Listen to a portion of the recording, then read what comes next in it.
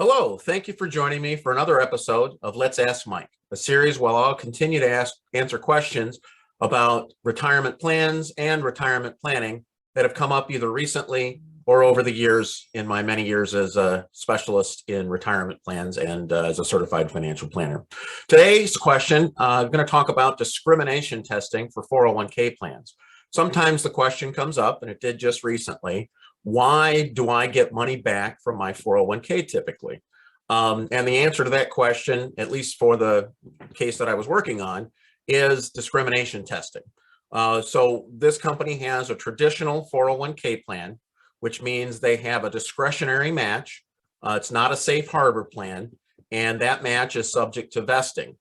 So what happens is at the end of each year, the third-party administrator or the accountants for the plan compare the average deferrals for all of the non-highly compensated employees, which are people that made less than $130,000 the previous year from the company, and then compare that to the highly compensated employees or those that made over that amount the previous year.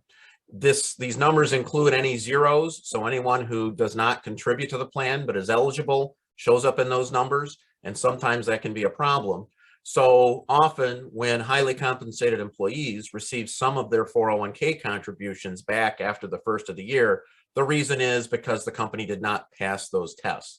Basically, a simplified version is that the average of the highly compensated employees can be about 2% more than the average of the non-highly compensated employees. So in other words, let's say the deferral rate for a plan for the non-highly compensated employees was 3%. That means the average for the highly compensated employees could be about 5%. And if it's not, then folks will have to receive monies back.